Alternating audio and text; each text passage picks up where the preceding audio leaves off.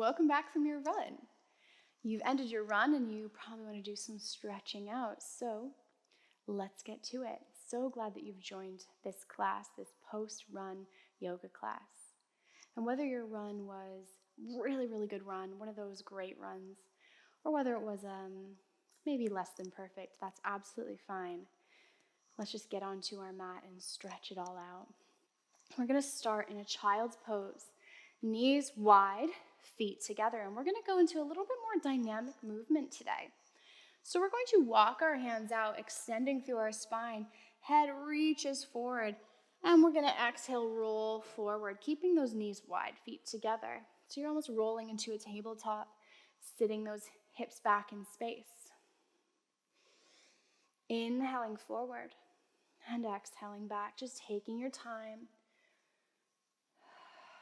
If you can't completely sit your heels back and sit your glutes into those heels, then that's absolutely fine.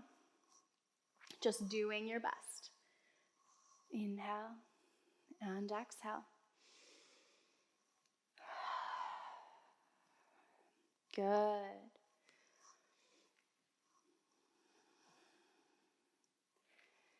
Exhale, holding in this next one into a tabletop, so bringing those knees into hip distance, feet apart, wrists underneath shoulders.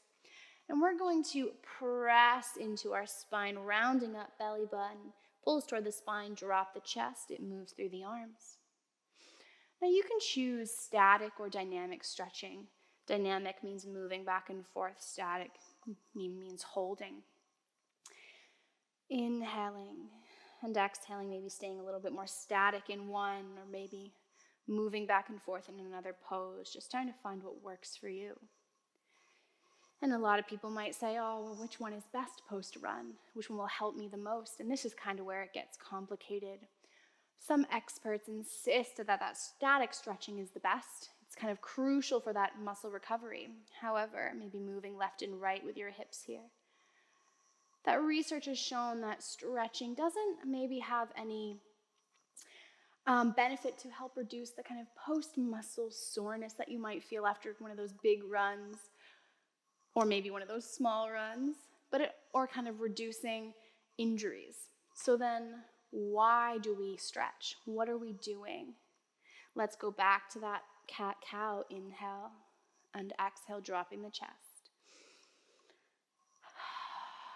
That stretching and that mobility that we're working on today. What we're working on isn't in regards to flexibility, it's in regards to mobility. So it's around each joint. How much can that joint move in its socket? And many runners have maybe a little bit limited range of motion. And when we have limited range of motion, that is what will reduce our ability to get those best runs. Let's put our left hand down, wrist is underneath shoulder, knee on the left side is down, and we're internally rotating that knee and pushing this right foot back straight, reaching over our head with our right hand. Good. And by not having enough mobility, we're really limiting our potential in our runs. Inhale with this right hand, reaching back for this right foot, opening up, ribs pulling down. However, does that mean that one kind of stretching is better than the other? No.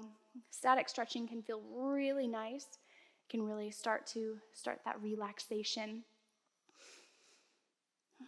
And while stretching itself might not help any kind of force production or muscle recovery, so the research says, does that mean it doesn't have any benefit? Absolutely not. Inhale, now with this right knee, lifting it up towards the top of the mat, swinging that back leg around into a low lunge. Belly button pulls towards the spine, back body pulls towards the belly button.